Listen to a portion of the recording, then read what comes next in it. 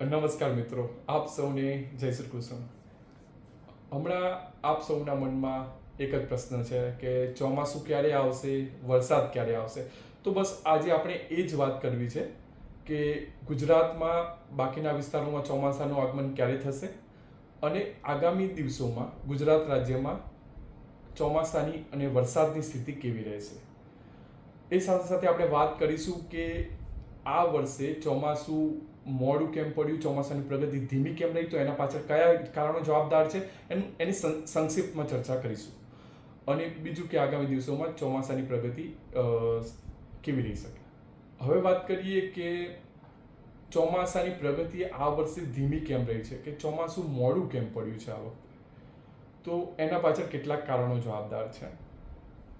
પ્રથમ કે એમજેઓ જે છે, મેડન જુલિયન ઓસિલેશન, એ સમગ્ર જૂન મહિના દરમિયાન પ્રતિકૂળ ફેઝ એટલે કે ફેઝ 8 ફેઝ 1 રહેલો છે, જે આપણા ઉત્તર ભારતીય મહાસાગર એટલે કે અરબ સાગર અને બંગાળની ખાડીમાં લાર્જ સ્કેલ કન્વેક્શન એટલે કે મોટા પાયે વાદળો વિકસવાની જે પ્રક્રિયા હોય છે એના માટે અનુકૂળ નથી. બીજું કારણ કે આ વખતે વિષુવવૃત્ત ક્રોસ કરીને આવતા પવનો એટલે કે ક્રોસ ઇક્વેટોરિયલ ફ્લો અને સોમાલી જેટ એટલે કે લો લેવલ જેટ નબળું રહ્યું છે. અને આ બંને નબળું રહેવાના કારણે જે ઓવરઓલ મોન્સૂન સર્ક્યુલેશન છે એ નબળું રહ્યું છે. ત્રીજું કારણ કે આ વખતે જૂનમાં વધારે મજબૂત વેસ્ટર્ન ડિસ્ટર્બન્સ પસાર થયા છે, અને જ્યારે વેસ્ટર્ન ડિસ્ટર્બન્સ પસાર થતા હોય ત્યારે એની સાથે સંકળાયેલી જે ડ્રાય એર, સૂકી હવાઓ આપણા ભારતીય ઉપખંડોમાં સ્થળાંતરિત થતી હોય, અને એના કારણે જે વાદળોનો ગ્રોથ અને જે કન્વેક્શન હોય એને લિમિટેડ એટલે કે મર્યાદિત બનાવતી હોય, અને એના કારણે વાદળોનો ગ્રોથ એટલે કે વાદળોનો વિકાસ જોઈએ એવો થઈ શકે નહીં, અને એના કારણે ઓવરઓલ લાર્જ સ્કેલ કન્વેક્શન જોઈએ એવું થાય નહીં. ચોથું કારણ ડેવલપિંગ અલ્નિનો કન્ડિશન્સ. હાલમાં મધ્ય પૂર્વ પ્રશાંત મહાસાગર એટલે કે મધ્ય પૂર્વ પેસિફિક મહાસાગરમાં અલ્નિનો કન્ડિશન્સ ડેવલપ થઈ રહી છે, અને હવે વાતાવરણ પણ એ કન્ડિશનને પ્રતિસાદ આપતું હોય એવું જણાઈ રહ્યું છે, અને જેના કારણસર ગ્લોબલ ટ્રોપિકલ એટમોસ્ફિરિક સર્ક્યુલેશન્સમાં પણ તેના ફેરફાર જોઈ શકાય છે. અને આવા ફેરફારો ભારતીય ચોમાસાને અસર કરી શકે છે. પાંચમું કારણ આઈઓડી જે છે એ ન્યુટ્રલ છે. આઈઓડી અત્યારે હાલ કોઈ પોઝિટિવ પણ નથી અને નેગેટિવ પણ નથી, એ ન્યુટ્રલ કન્ડિશનમાં છે. એટલે આઈઓડી તરફથી પણ ભારતીય ચોમાસાને હાલ કોઈ સપોર્ટ કે ફેવર નથી.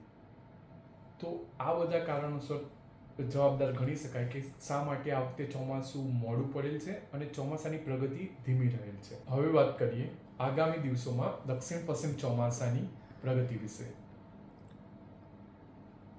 તો હાલમાં ક્રોસ ઇક્વેટોરિયલ ફ્લો અને એટલે કે વિષુવવૃત્ત પાર કરીને આવતા પવનોનો પ્રવાહ અને સોમાલી જેટ કે લો લેવલ જેટ ક્રમશઃ મજબૂત બનતા જણાઈ રહ્યા છે, એટલે કે એમની સ્ટ્રેન્થ જે છે એ વધી રહી છે, અને આગામી દિવસોમાં તે ક્રમશઃ વધુ મજબૂત બની શકે છે, અને એના પરિણામ સ્વરૂપ ઓવરઓલ જે મોન્સૂન સર્ક્યુલેશન છે એ મજબૂત બની શકે છે, અને જેના કારણે ઉત્તર ભારતીય મહાસાગરમાં મોઇશ્ચર કન્વર્જન્સ રિલેટિવ વોર્ટિસિટી વધી શકે છે, અને જેના પરિણામ સ્વરૂપે જુલાઈ મહિનાના પ્રથમ અઠવાડિયામાં બંગાળની ખાડીમાં લો પ્રેશર બનવા માટે અનુકૂળ પરિસ્થિતિઓનું નિર્માણ થઈ શકે છે, અને આ તમામ કારણોને કારણે બાકીના વિસ્તારોમાં ચોમાસું ક્રમશઃ આગળ વધી શકે છે.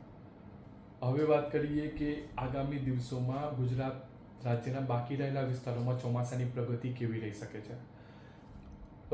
તો હાલની પરિસ્થિતિઓ પ્રમાણે જોવા જઈએ તો તારીખ જુલાઈ મહિનાના પ્રથમ અઠવાડિયા એટલે કે 1 જુલાઈથી લઈને 7 જુલાઈ દરમિયાન ગુજરાત રાજ્યના પૂર્વીય ભાગોમાં ચોમાસાની પ્રગતિ ક્રમશઃ થઈ શકે તેવી સંભાવનાઓ જણાઈ રહી છે. એટલે કે ગુજરાત રાજ્યના પૂર્વીય ભાગો એટલે કે પૂર્વ મધ્ય ગુજરાતના વિસ્તારો, ઉત્તર પૂર્વ ગુજરાતના વિસ્તારો, સંલગ્ન ઉત્તર ગુજરાતના વિસ્તારો અને સૌરાષ્ટ્રના પૂર્વીય વિસ્તારો અને કદાચ દક્ષિણ પૂર્વીય વિસ્તારો, એટલે કે આ વિસ્તારોમાં 1 જુલાઈથી લઈને 7 જુલાઈ દરમિયાન ચોમાસું ક્રમશઃ આગળ વધી શકે છે. જ્યારે અન્ય વિસ્તારો એટલે સૌરાષ્ટ્રના બાકીના વિસ્તારો, સૌરાષ્ટ્રના મધ્ય પશ્ચિમ વિસ્તારો અને સૌરાષ્ટ્ર અને કચ્છના વિસ્તારો, આ વિસ્તારોમાં ચોમાસાની પ્રગતિનો આધાર આગામી દિવસોમાં બંગાળની ખાડીમાં રચાવા જઈ રહેલ લો પ્રેશર અને સંલગ્ન અપર એર સર્ક્યુલેશન કઈ દિશામાં કેવી રીતે આગળ વધે છે તેના ઉપર રહેલો છે. હવે આવું કહેવા પાછળ એક ખાસ કારણ જવાબદાર છે કે અત્યારે હાલ ઈરાન અને સંલગ્ન વિસ્તારો પર હાઈ પ્રેશર, મધ્ય લેવલ પર હાઈ પ્રેશર રીઝ રહેલો છે અને એને સંલગ્ન અક્ષિસ છે એ સૌરાષ્ટ્ર અને કચ્છના પશ્ચિમ ભાગો સુધી લંબાયેલા છે અને એના કારણે સૌરાષ્ટ્ર અને કચ્છના વિસ્તારો પર સૂકી હવાનું વર્ચસ્વ છે.